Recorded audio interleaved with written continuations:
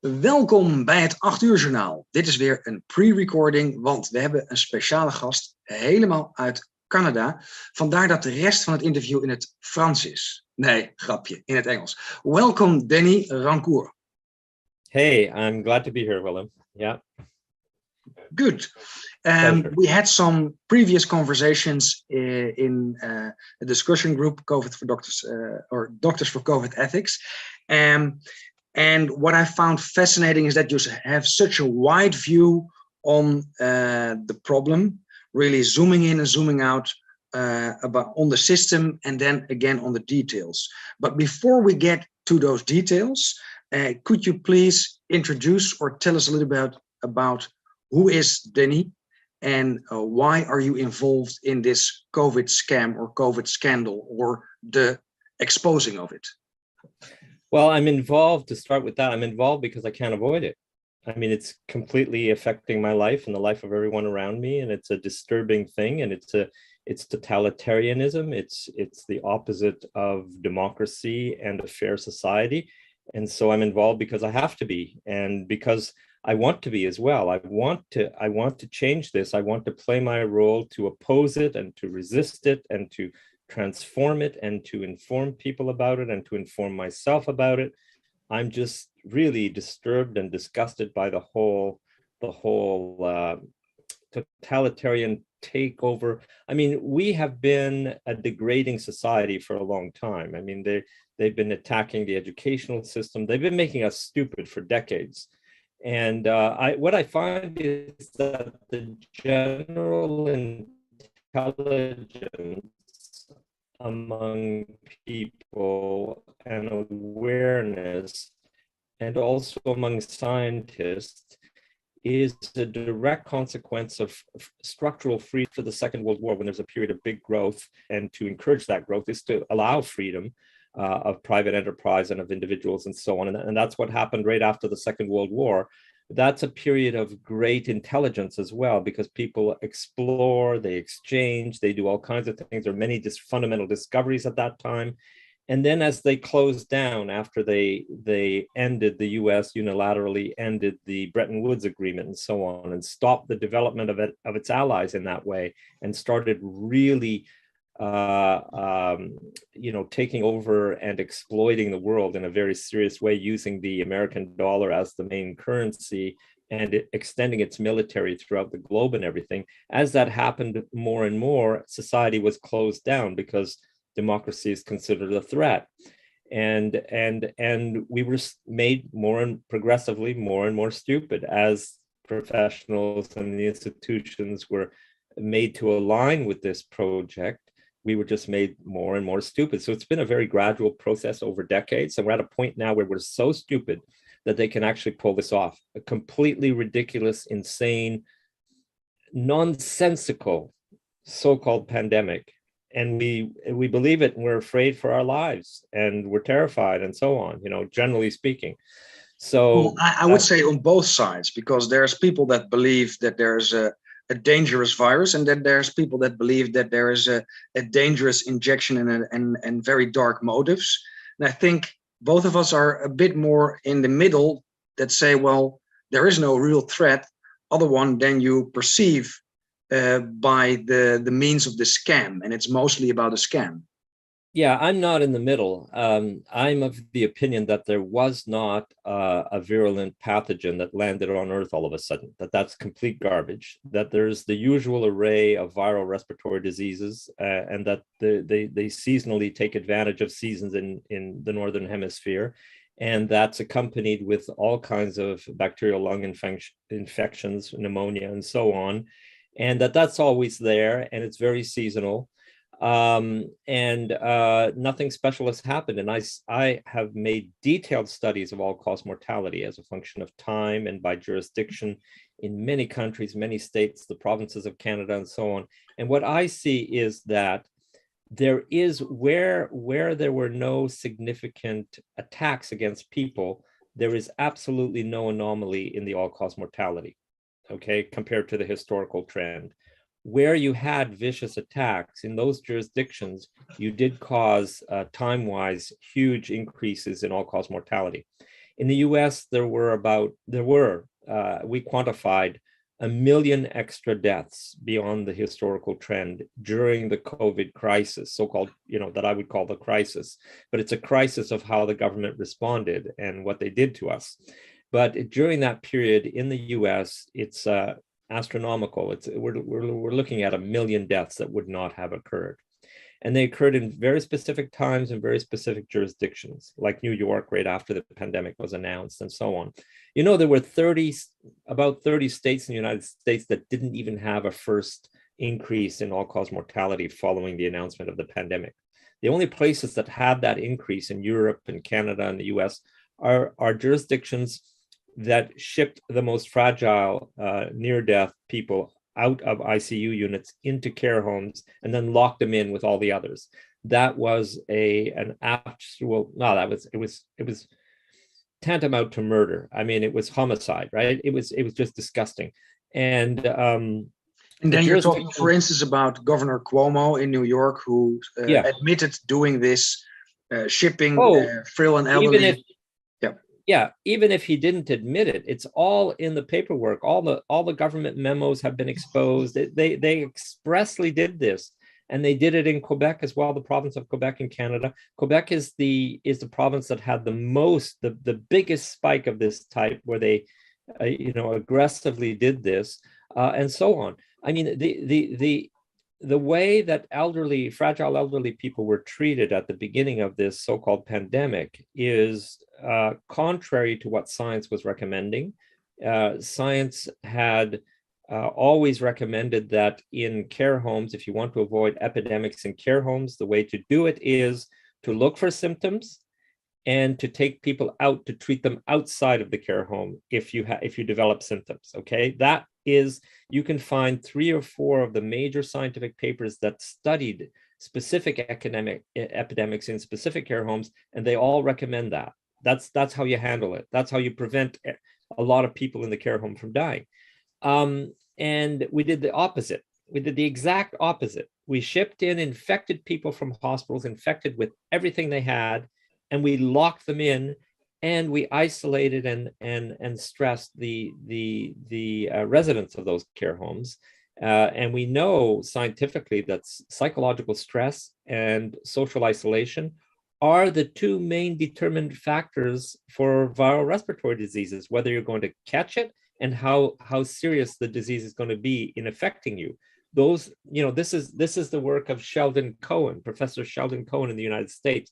For decades, he did these kinds of studies. Starting in the 70s, he would try to infect university students when you were allowed to do that. And he found very strong correlation with the psychological stress that they were experiencing in their lives and how little of a social network they had, so how isolated they were. And you did not need to do subtle experiments to discover this. You did not need to do a really careful randomized control trial, because the effects were huge. These are the dominant factors. And this is for young people, young students. Now, we know that the physiology of stress is much worse as you grow older, right? We know that. And they're already more isolated. So the impact of taking that last piece of social contact away is very significant. Of course. So I've written about this amply in several large papers that involve all-cause mortality. About your background, because people think like, who is this? But you have published a wide variety of papers, and you're still publishing. Yeah, well, okay, so I was a tenured full professor of physics at the University of Ottawa in Canada for more than 2 decades, where I led a big research laboratory, an interdisciplinary research laboratory. My focus in the final years when I was still there was environmental science, and that included soil science, and I was getting a lot of funding. I headed a large research group. We studied the 100 boreal forest lakes at one point to look at environmental impacts and things like that. My most cited papers are typically in environmental science, so soil science, sediments, aquatic sediments, all kinds of things like that. So, but I have written scientific papers in leading journals in many, many areas of science, everything from biochemistry, soil science, magnetism, theoretical physics, you name it. I'm a very interdisciplinary guy. And I've given keynote invited lectures at international scientific conferences 40 times, 40 or more times, recently last year as well. I was dismissed in a huge conflict I had with my employer about academic freedom, that related to academic freedom. That I felt I should be have the freedom to apply the pedagogical methods that I saw as being optimum for teaching physics. And there was a big disagreement. At least that was the pretext that was given by my employer. I was also very political at the time. Anyway, that I was dismissed back in 2009. My union defended me all the way. We went all the way we did things even up to the Supreme Court. And in the middle of that huge litigation, we finally settled a global settlement, but that it took 10 years. So in 2019, we had a global settlement to everyone's satisfaction. And that was the end of that saga with my employer, the University of Ottawa. So that in a nutshell is kind of like my professional, storyline. COVID, I got involved. I think what you mentioned there is very important. So you look at much more than just one subject, and that is why you are so able to see the patterns and to see also the mistakes or the crimes, so to say. And the other part I think is also significant, because when you fight for your freedom, as you did in your employment, you also meet the system in a very different way. Well, I believe that you cannot really learn and understand the nature of the system until you oppose it.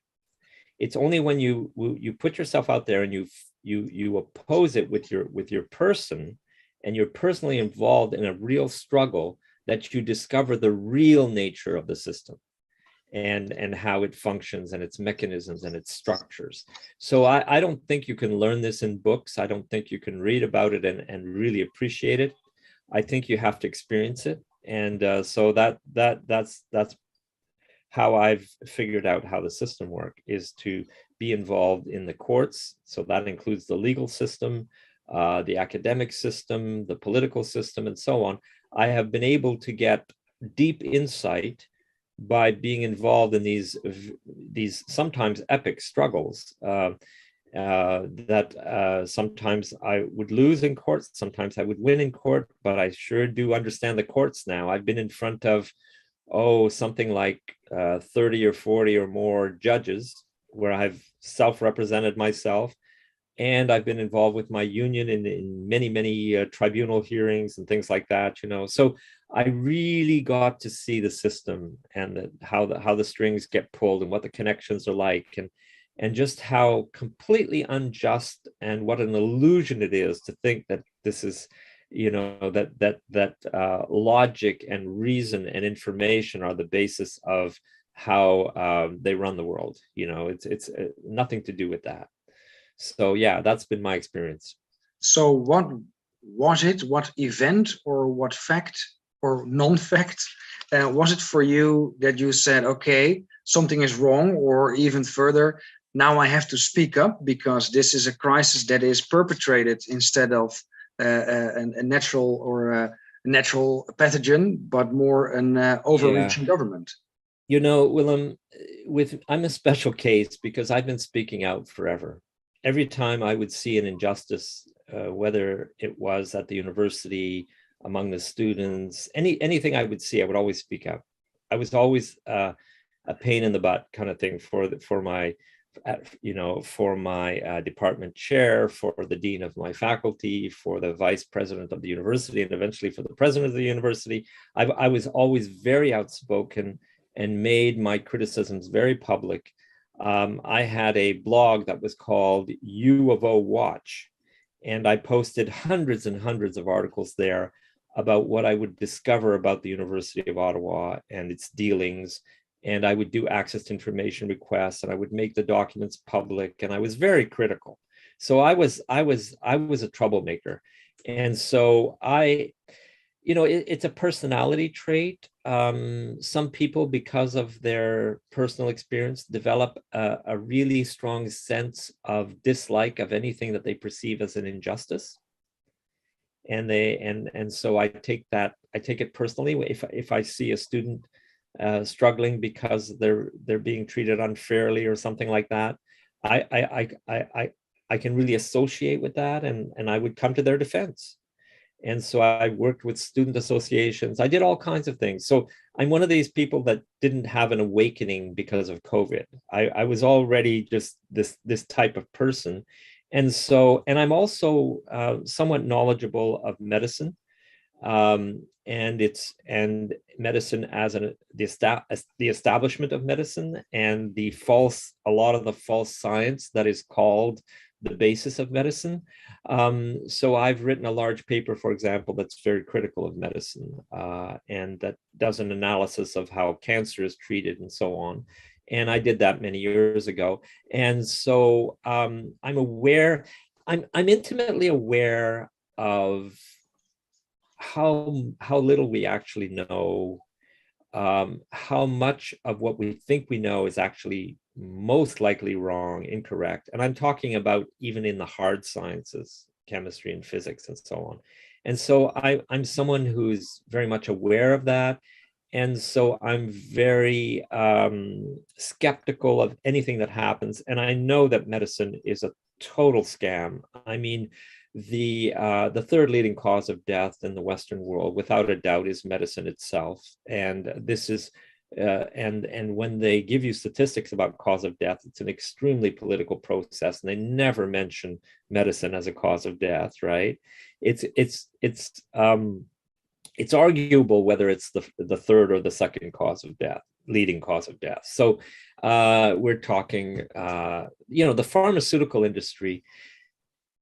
Look, there's big money to be made and a lot of power to be acquired by selling toxic medicine to people. And toxic medicine sells better than actual good recommendations for health. And the reason is there's this psychological thing with people where they feel that they've gotten through it because they suffered. If the remedy is painful and they survive it, then that's proof that it was something that worked. There's this psychological thing where, and so as a result of that, things like chemotherapy are considered actually hard science that really helps you when you have cancer, when you have growing tumors in your body. I mean, it's just obscene when you look at the trial studies, the randomized control trials that try to find an advantage to things like chemotherapy. They're bogus, they're crap, they're just completely, it's just not of any value at all. It's just such a scam. So, these are things I've looked at. I've reviewed that literature.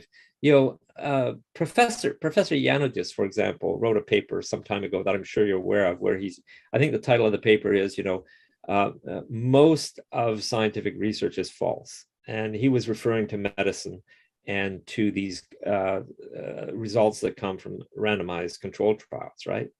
I mean, you have to realize the reason that randomized control trials are necessary, are considered the gold standard, double blind, and so on.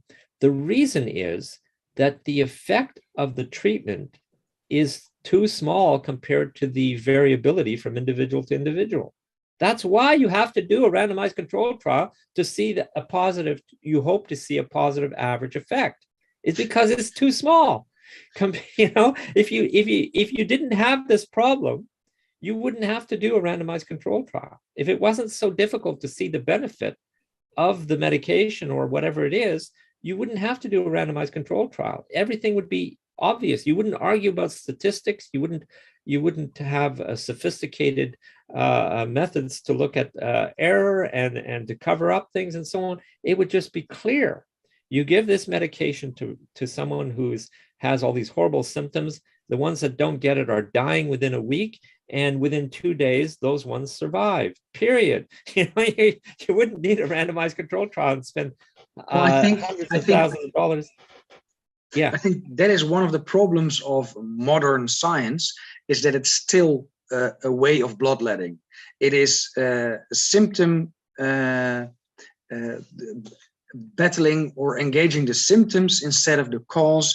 And whenever they look at the cause, they find the thing they want to find. And that is very symptomatic of this whole COVID crisis. well, The symptoms are very generic. It is pneumonia or severe acute respiratory infection, can be caused by anything. But one thing is for certain: ill health. Ill health will give you a big chance of attracting pneumonia or respiratory infections. And then of all the possibilities, there's one culprit, the one that we didn't know. And it's what you said it before. It's such a weird way of looking at something that is nothing out of the ordinary. It's nothing out of the ordinary. Virologists have way too much influence and way too much pull, and their mystique comes from theory, the theory of immunology and the theory of how genetics is important and all of these things. You know, the theory is overbearing.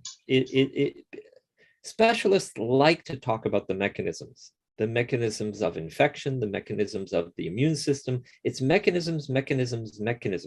But what you should look at is epidemiology and measurable actual impacts in the population, because you can so easily fool yourself with mechanisms. You know, once you've understood a mechanism of how your immune system works, those are the glasses you wear. That's all you understand about the immune system, and you converse in terms of those mechanisms. But there's so much more that you don't know, and you're blind to it, because now, whereas what I think a much healthier approach and a more scientific approach is to say, look, we haven't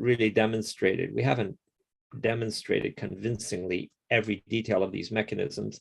We know there must be a lot more that we don't know. So let's stick with things that are hard facts, okay? Let's look at all-cause mortality as a function of time and jurisdiction. Let's look at epidemiology. Let's look at the progression of the disease in terms of symptoms. Let's look at, and so on, right? Let's look, if you do this, is there a result as a function of time, with what population, following specific, you know, let's be empirical about this, and let's put aside our wonderful theories and our wonderful ideas about all the mechanisms, right? Like, the way to demonstrate that the vaccine harms people is not to explain all the mechanisms, the molecular and cellular mechanisms whereby it probably harms someone. It's very nice to do that, but that is a theoretical exercise. The way to do it is to see if the people you injected suffer serious consequences or not, and to measure that objectively and quantitatively. That is how you see if the vaccine is dangerous, and to see long-term effects, and to measure things as best you can. So it's about the methods of measurement, the methods of observation, but it's not about developing the theory of the mechanisms, which are things that you teach in the classroom and so on, you see. So I'm not saying that theoretical study shouldn't be done. I'm saying that it acquires too important a place and displaces empirical science a lot of the time in our thinking, in our analysis, okay?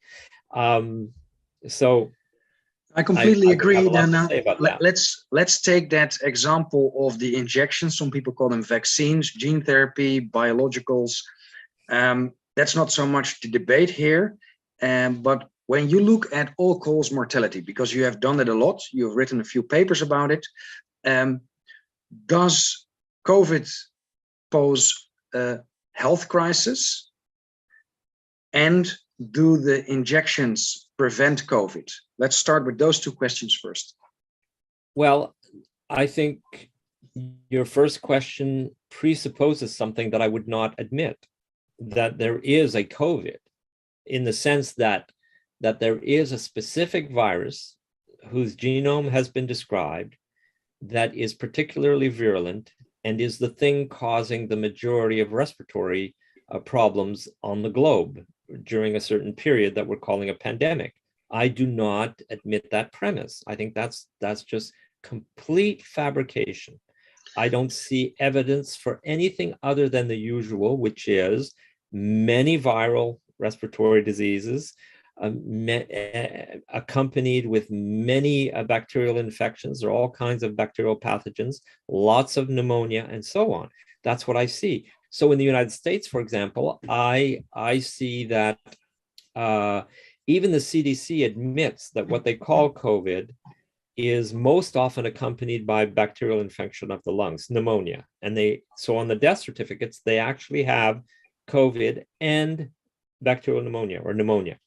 And so the incidence of bacterial pneumonia, according to the CDC, is 10 times what it has been over the last decades in the COVID crisis period, okay? At the same time, they stopped prescribing antibiotics because they put out memos and the scientific articles saying, because it's COVID, because it's viral, it is an abuse of your prescription to be prescribing antibiotics. So they stopped with antibiotics. You can see the data. The antibiotic prescriptions dropped by half in the US at the same time that bacterial pneumonia went up tenfold during the COVID period. Okay, as a result of, and we can talk about why that is, and that's another question that I'd like to address. So they basically were refusing to see patients, and when they did telemedicine, they were refusing to prescribe antibiotics, and the people who died are only in the states that have a lot of poverty and obesity and diabetes. Okay, so the states that already have a low life expectancy are the pockets where these extra deaths occurred that are being attributed to COVID. All right. And so the correlations that we found in excess mortality as a function of, for example, poverty level or obesity level, the correlations are very strong. And if you lower poverty or obesity enough, there is no excess mortality.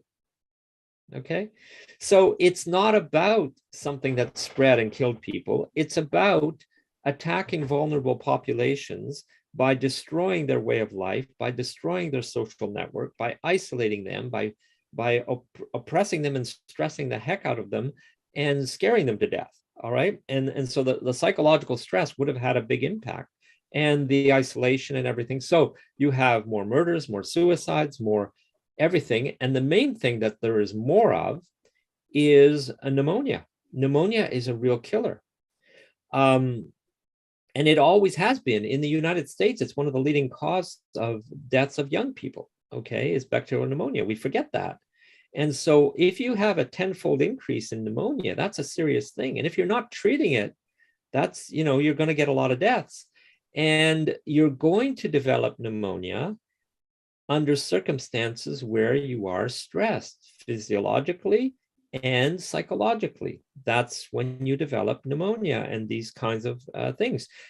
One of the things that's known in medical science and in science in general is that the biggest determinant of individual health, you know what it is? I mean, all the animal studies show this. All the greatest experts that have, a broader view than just mechanisms and medicine will tell you exactly, but it's a specific kind of stress. So it's, well, first of all, it's stress caused by the dominance hierarchy. We live in a social network. In all social animals, the first determinant of the individual health of the individual animal is the amount of hierarchical oppression stress that they experience. All right. And so momentary stress as part of maintaining that hierarchy is actually good for you. If it doesn't last a long time, you have a fight, you get it resolved, you go on, it's actually good for you. It gives a burst through your immune system. It's healthy.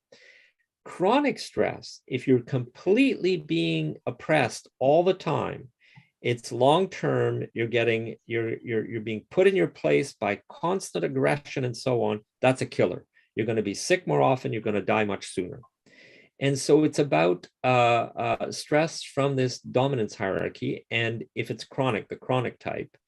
So, for example, so it's never just a simple relationship, and stress is not just a simple parameter. For example, dominant individuals in a society can suffer a lot of ill health if they are constantly forced to protect their dominance by opponents that are attacking them in various and random ways and so on. That kind of stress chronically will also kill the leaders, the strongest in the society. So it's a complicated association, but nonetheless, in our society, it's clearly this. In other words, it's the social status that determines whether or not you're going to have a long life in general, on average, and you don't need a randomized control trial to establish that. It's very clear. The association is extremely strong. Okay. So the only thing we are measuring now is the reaction of the governments, actually exacerbating the differences that there were already present in society. That is pretty. Yeah. Let me jump in here, because it's not as simple as the way you said it. Let me explain. This is a really important and subtle point. It's not just that they turned a knob and exacerbated the usual things that are happening to the most oppressed in society at the bottom of the social hierarchy. Okay, it's not that simple. What they did much more than that. They made a sudden structural change in society. And when you make a sudden structural change, like you remove the social networks, you remove the work, whether even the under the table work, even the black market work, all of that work, you remove everything, because you're no longer allowed to have physical contact. You're no longer allowed to everything, right? There are no public spaces anymore and everything. When you make a huge structural change like that, you are affecting people in more than just a knob that gets turned up, because what you're doing is you're putting them, you're discontinuously putting them in a place that is different from the place where they had found their meaning and their place in society. So you have displaced them. So there are a lot of studies that show that the people who really develop a big sickness quickly and die are the people where their social environment has discontinuously been changed.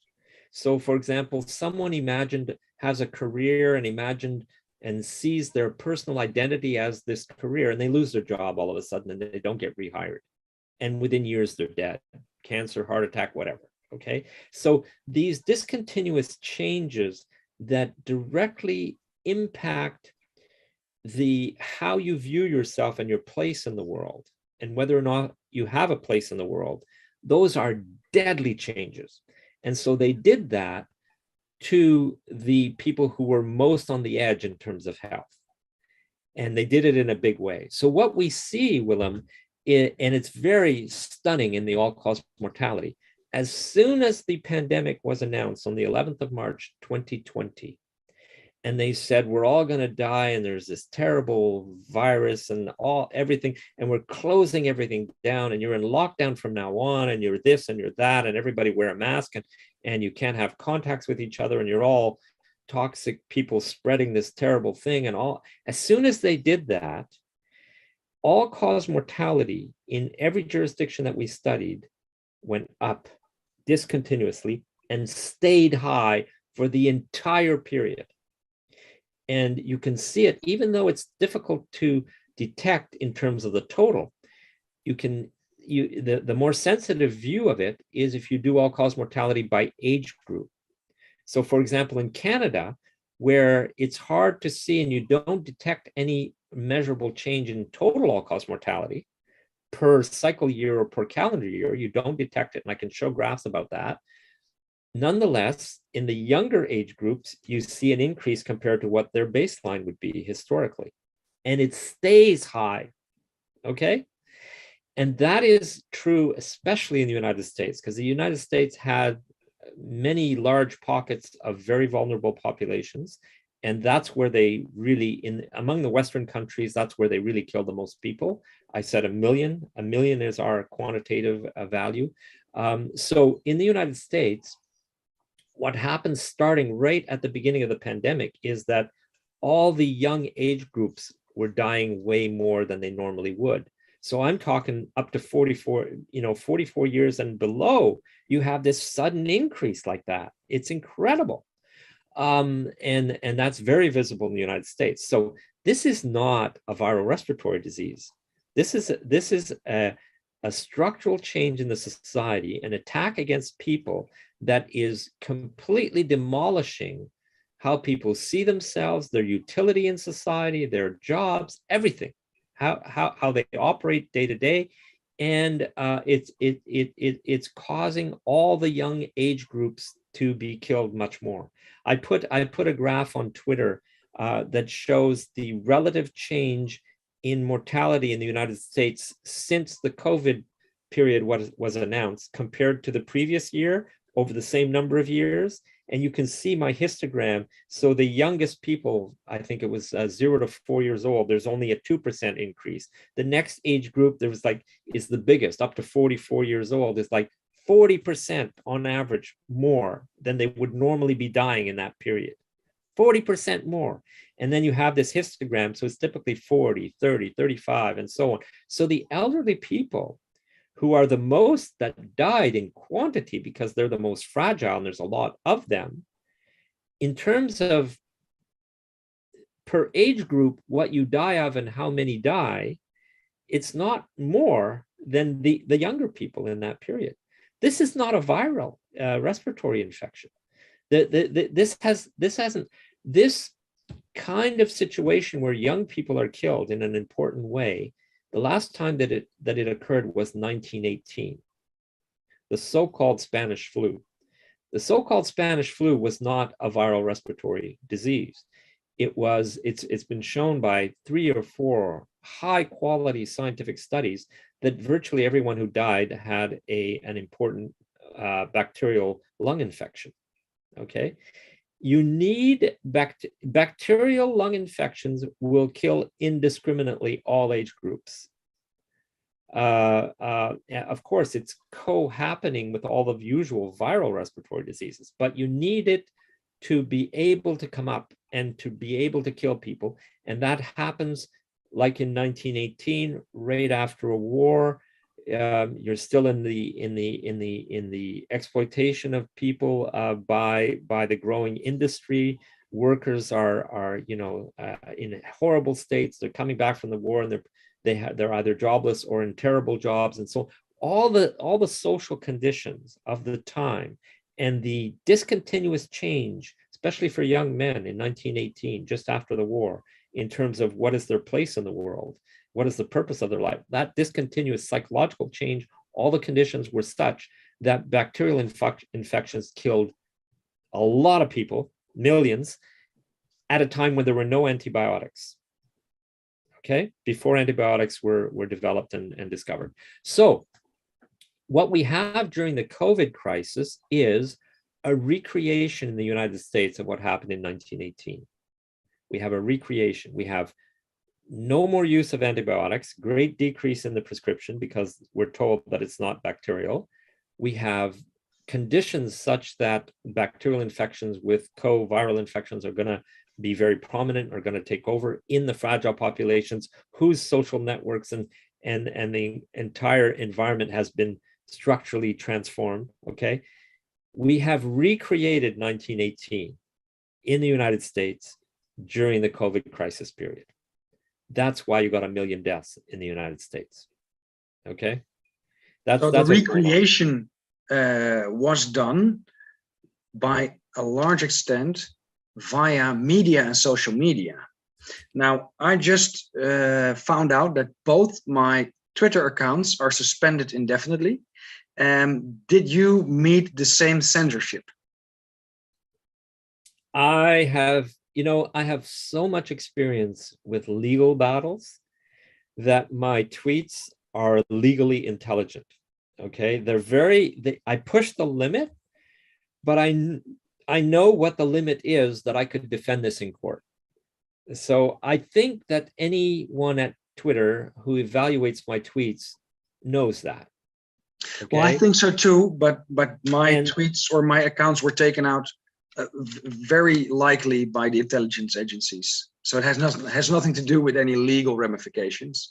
But have you experienced? Have I experienced it? Okay, so I have been removed from ResearchGate, where I had a large account. All my research papers were there. I had a lot of followers, and people didn't like my recent articles that were reviewing the science of vaccines, for example, the all-cause mortality. I had one article on ResearchGate that reviewed the science, all the science on face masks, showing that none of the randomized controlled trials with verified outcome in the lab showed any benefit from wearing a mask. And this was unanimous across everything that had been done scientifically. That article, that's really what made me known in the COVID kind of period of alternative skeptics. And it was read on ResearchGate 400,000 times before they took it down. And it was posted on every major website, and they took it down, and I challenged them, and they said that they ultimately, the CEOs told me directly, we took it down because it was being read too much and it was being posted on all these websites, so we took it down. Okay, and then later I kept writing these papers and posting them on ResearchGate, and there was one where I was critical of vaccines and where I explained all the science that explained all the mechanisms whereby vaccines could cause harm. And some people had a heart attack when they saw that on ResearchGate. And so my account was taken down permanently from ResearchGate. Okay. But it's so ironic that ResearchGate is supposed to bring the inconvenient truth. Yeah, it's supposed to be a scientific venue. And these were all scientific articles that all they did was review the scientific literature and explain it and comment on it. There was nothing, there was no conspiracy theories, anything like that. It was just purely, here's the science, here's the peer-reviewed science about face masks, and here's the table of all the papers that I've reviewed, and here's what they say. And then you would expect a debate about the content. Instead, you're being silenced. Yes. So I was removed from ResearchGate, and I was removed in the same way and for the same kinds of reasons from LinkedIn, where I had a professional account. I had many links through various professionals and everything. That was just taken down. They are just not about debate, not about any. They are just like the World Health Organization guidelines. That's it. That's all. Nothing matters for them. So LinkedIn is that kind of an outfit. I was removed from that, but I have not been taken down from Twitter yet. I have not been taken down from Facebook yet. So I have a lot of followers there. I mean, on Twitter, I have, 55,000 followers. And they did remove a post recently that was, according to them, against, dangerous because it was against the World Health Organization guidelines. And it was a whole string, and they removed it. And so I went on and challenged it. I wrote one little paragraph using my legal knowledge, knowing how to word it so that they would understand what I was talking about, and basically said, you're wrong you're completely wrong. I'm actually protecting the public. I'm not putting anyone at risk here. And it's based on science. And I think you made a mistake. And within 2 hours, they said, we're sorry, we made a mistake. We've completely normalized your account. Everything's back to normal. Within 2 hours. Well, I can only hope for that kind of reaction. I took it up with my lawyer, so let's see where that goes. Yeah. You maybe, I don't know why people are actually, it's a bit of a mystery as to why they haven't closed down my account. Okay. I mean, I do have a lot of followers in many spheres.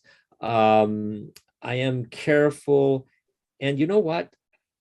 I am willing to take them to court.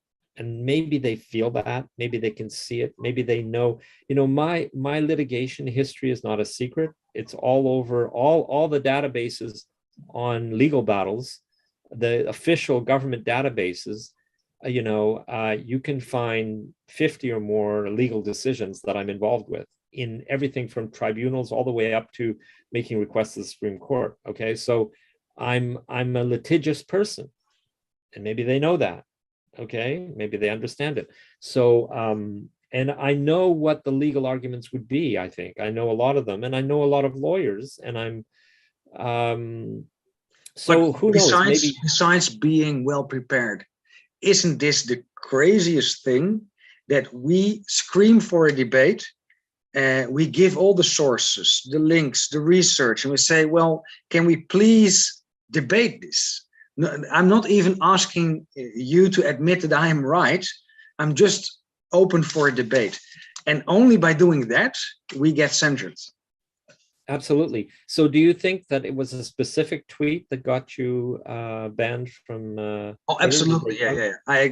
It is about the World Economic Forum.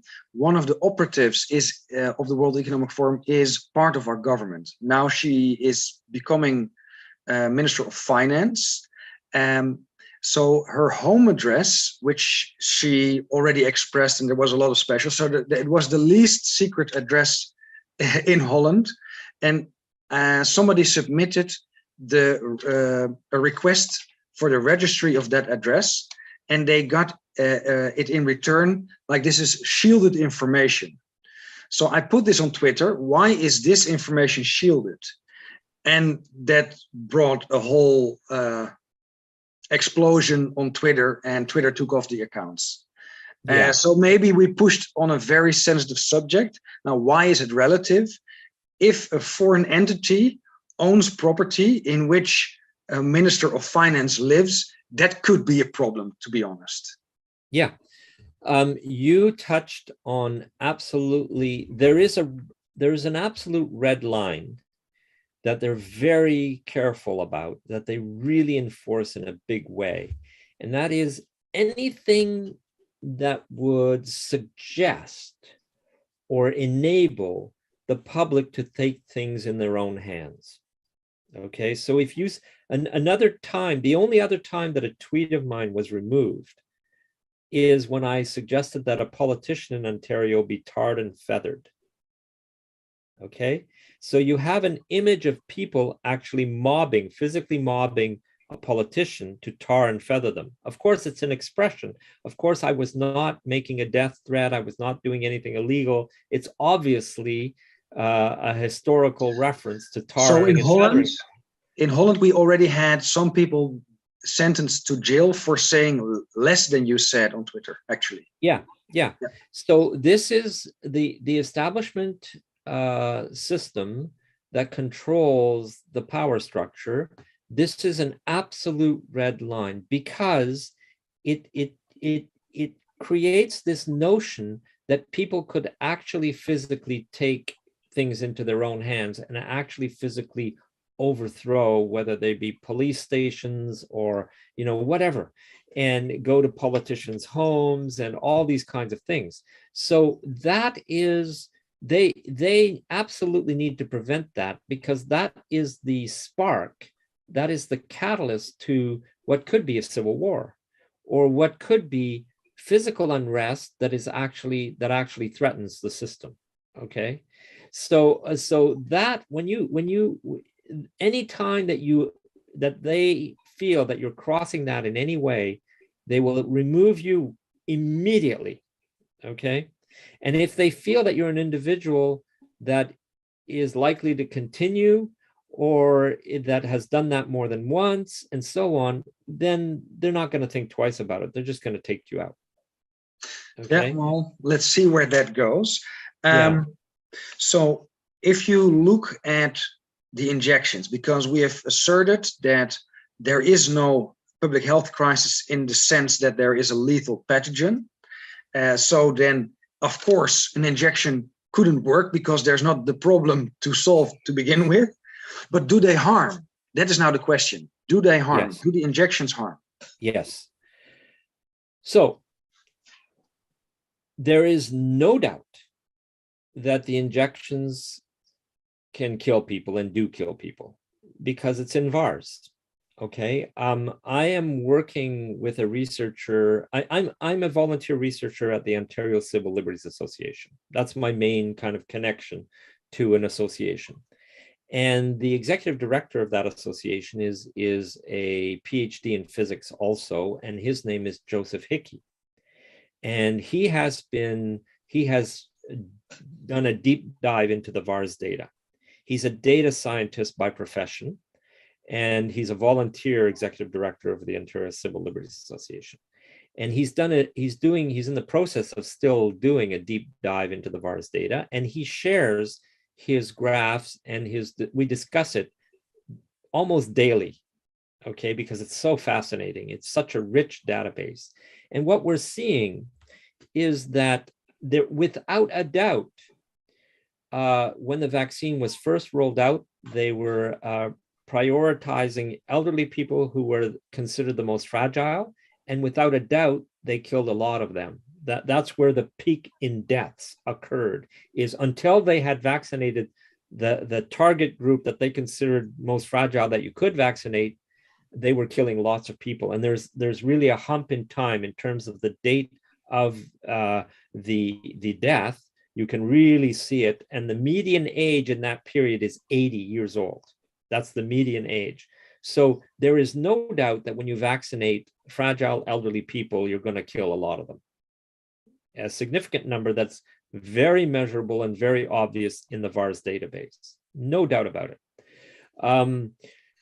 Is that due to the content of the injection or the selection of people who get injected?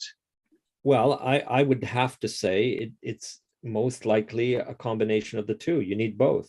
If you're going to have a death that's going to occur within days of the vaccination, because we also know the distribution of times after injection, at what time did the death occur? And all the deaths that I'm talking about occurred within days of the injection, okay? If you're going to have that, and so a great majority right away on the same day, the next greatest thing is the next day, and then it drops down like that exponentially, okay? So clearly these are deaths that were caused by the fact that they were injected. And clearly this was against a population that the median age was 80 and that were considered to need protection from this wonderful vaccine, okay? And so they definitely, it's the combination. So it's whatever was in there, the fact that they were injected, and the fact that they were all susceptible to dying if you inject them with this product. No doubt about it. Now, what we're also seeing is that one of the manufacturers had a much more lethal product than the other two.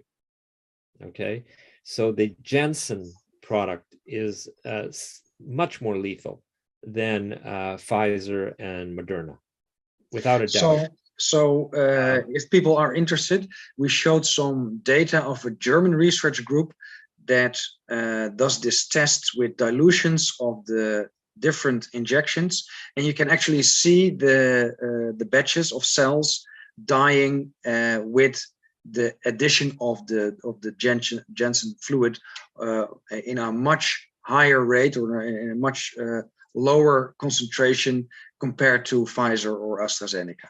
Okay, well, that's interesting. That confirms the finding from VARS. Okay, great. Is that published? I will send you the copy. It's not officially published, but it's is done it on the internet? Is it made public? I don't know. I have to check with her. Okay, yeah. But that if there is such a study, it would be interesting to get it out there, because that's yes. Very interesting. So we're seeing a lot of things in VARS. We're also seeing that following that first exponential drop, there is if you do a log linear graph linear with time, you find a next exponential decay, which is a perfect straight line. It's really exponential. and you continue to have deaths up to 50 days. So you get this first really, really sudden, and then you get this next exponential coming in, and it lasts for 50 days. So, and it's continuous. So I believe that these products maintain their lethality and develop it and enough to kill you for at least 50 days. That is almost 2 months. So everything that happens within 2 months, you should look at causality by injection. Absolutely, absolutely, and that's what we're finding in the VARS data. This is not published yet. We're writing it. The plan is to write the paper these days. All the graphs and all the data have been analyzed and everything, but we're putting it together and looking at the final things. So that's Joseph Hickey's work. So so that's being done. That's what we see there. Now, those deaths that are reported in VARS, the next question is, okay, what's the report rate? And also, can you see anything in all-cause mortality by age group or whatever? Okay, so we're still analyzing that. I can tell you right now that the signal of extra deaths from the vaccine following the campaign, the very rapid and very intense campaign of vaccination in the United States, you know, you can ask, well, were there more deaths after that campaign and so on? I can tell you right now that if there is a measurable effect, it's small. It's difficult to detect, okay? So in comparison to the massive effect of the measures and the non-response by the medical establishment and the government lockdowns and everything they're doing to us and the stress induced by this craziness in the media and everything, compared to that and completely structurally changing the society and the economy and everything, that the effect of that is massive and is constant and steady since the pandemic was announced up to the present, okay? Compared to that effect, anything that we can detect that would be due to the vaccination campaign in the United States, I'm having a hard time seeing it. I'm still looking, I'm still analyzing, we're still working on it, and we're working on it every day, but right now I can report that it's hard to see. Okay. And I think this was the point that I was trying to make earlier. So there's two fear bases. One is a lethal pathogen and the other one is a lethal injection. And the reality is, yeah, some people could die from pneumonia and some people have adverse effects and they die. But the reality is that this is an attack on our liberties and we're being scammed. The governments are using funds to buy things we do not need. I think it's more serious than that, because the harm from the vaccine is more than just the immediate deaths. If there's deaths, there's harm, and there's a lot of harm, and you're injecting everybody, and so you are distributing significant harm in the bodies of virtually everybody, including children. So, and you have partial paralyses, heart problems, you name it, you know, those symptoms, even in VARS, it's a large amount of symptoms and things that are not normally seen with vaccines, you know, especially the heart conditions and so on. And you do have young athletes who are high performing athletes dying on the field everywhere. This is not a large number in terms of all-cause mortality. But if you think of what it means, I mean, I personally on my street in Ottawa, Canada, have a neighbor who is a very athletic person who suffered this, you know. So what I'm trying to say is, I believe that it is criminal to make harm by, and so that's what we're dealing with. So I don't want to minimize it in any way. It's a horrendous crime for a for a situation, like you said, where no special pathogen was arising. So it is one of the major crimes of medicine to have done this campaign. It's up there with the ongoing crime of seasonal flu vaccination, which, as far as I can tell from all the scientific literature that has studied this objectively and seriously, there's no benefit to it. In fact, there are several studies that get highly criticized whenever they come out that show a disadvantage and a harm from vaccinating elderly people in homes with the flu vaccine. Okay. Absolutely. So for me, the flu injection campaign is the precursor of what is happening now. Yeah, it's the same kind of crime. It's the same kind of abusive nonsense using paid for science to support this. It's obscene. It's obscene. Modern medicine is obscene right now. It's completely obscene. I believe it. And here I'm gonna go a little theoretical on you. It's interesting if you think of it this way. You see, and I wrote a paper about this, a couple of papers about this. You see, we inhabit a dominance hierarchy. And the main determinant of individual health is the oppression that you experience due to that dominance hierarchy. So that means that the physiological response of your body and the attack on your immune system and everything from the stress from the dominance hierarchy actually stabilizes the dominance hierarchy, because it puts all the underlings, if you like, in their place, makes them weaker, less able to challenge the bosses, and so on, right? So if you look at it from that kind of a long perspective, and you look at evolution, it is possible that the immune response to stress from the hierarchy is actually advantageous to the species because it stabilizes the dominance hierarchy. This is the natural state of affairs in animal dominance hierarchies. The lower individuals in the class structure are also not the strongest and don't live as long.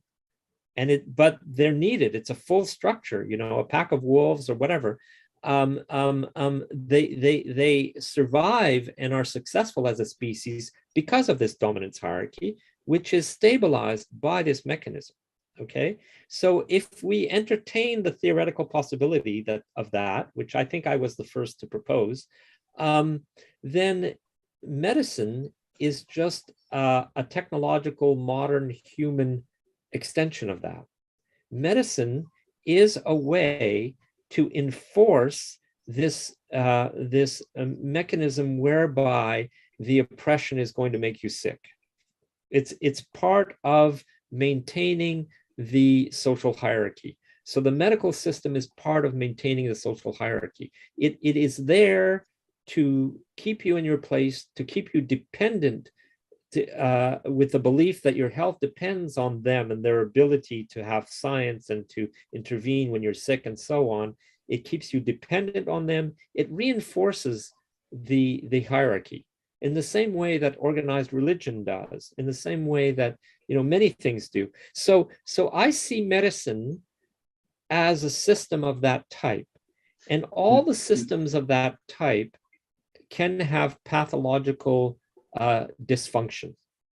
Okay, so you need some in order to maintain the dominance hierarchy, which is in evolutionary terms advantageous to the species. Okay, but if you have too much, then as a group, as a social group, you become weaker compared to competing social groups that are not that pathological. Okay, so that's why a society like the Western civilizations that distributed decision-making, economic development, invention in science, that distributed that throughout the professions and found a way to get everyone to contribute, was a much stronger, more powerful society than one that is really just has a leader and a bunch of slaves, okay, that is really extreme, that is really totalitarian in the extreme. That is not going to have as much technological development. It's not going to be as successful. It's not going to be as strong and resilient as a network that has a lot of strong, independent-minded individuals, if you like. And I think that Western societies have taken advantage of that, have understood that to a large extent. So you have the system of a system of intellectual property that supports that. You know, the whole idea of copyright, the whole idea of private enterprise. All of these systems create a more stratified society with what we call democracy. And if you make that pyramid sharper and sharper and make the base broader and broader, it becomes weaker. And you can even get to the point where it's pathologically harmful. When the elites have too much effect in determining what the laws are that regulate that dominance hierarchy, and they transform the laws just to their advantage, without an eye to the stability of the dominance hierarchy, then you get a pathological meltdown of the system. Okay, so this can happen, and it does happen, and then it needs to be corrected. And so I can see examples of that in history where this kind of correction has occurred. Now, unfortunately, usually in a healthy, stable democracy, the correction is happening all the time. And there are all kinds of safeguards. So you have the legal profession, and you have the, independent-minded people that look out for this and that and so on. And the designers of really strong, well-structured societies that have this kind of distributed creativity and distributed democracy, basically, they understood this. And so they put in place a constitution, for example, in the United States, that protected individual rights in order to prevent a meltdown of this type. Okay, so the notion of individual rights, of freedom of expression, the right to bear arms, all these kinds of things were intended to prevent the runaway instability of a totalitarian system where you have only people that are oppressed at the bottom, and almost that's all you have, and nobody in the middle, where you got the intermediate levels, And so my understanding is that the Constitution of the United States is this incredibly insightful document that had the intent of stabilizing a society that was already largely like that, where you had many, a wealthy class, an influential class, an owner class. It was distributed. There was not a king above everybody and crushing everybody else and taking their power. It might be because it was based on the Akte van Verlatingen. It was the constitution of the 7 Dutch republics, so to say. That was one of the basic documents that went into the Constitution of the United States. And it was founded, the Dutch Republic, through merchants, because they split away. So there was already a large wealth distribution. So that could be... I'm sure that it didn't come out of nowhere. It has a historical context. And these concepts will have been developed throughout history, the history of societies, in human societies, for sure. Because, and I want to inject something else in here. We talked about Joseph Hickey. Joseph Hickey is a physicist who did his PhD on the theoretical physics of the stability of society. Okay. And many of my ideas come from his work, in the sense that his main paper, which is an absolutely important landmark paper that has not yet been recognized enough, is one where he studied when does this hierarchy, when is it stable, under what conditions can it be stable, and when does it devolve into a totalitarian system where you basically have just 1 or 2 people on top and everybody at the bottom with no social status or power or anything. So he found, using fundamental principles, he started with just the nature of individual to individual interactions and built it from there, the simplest possible model, but that is realistic. And he showed the dynamics of a society like that. And he showed a phase diagram of the parameters that control the stability of that society. So he found two, at the first level of analysis, there are two primary parameters that control how quickly you will devolve to a totalitarian system versus stay in that steady state for a long time that is a more democratic state, okay? And so what he discovered was these two parameters were as follows.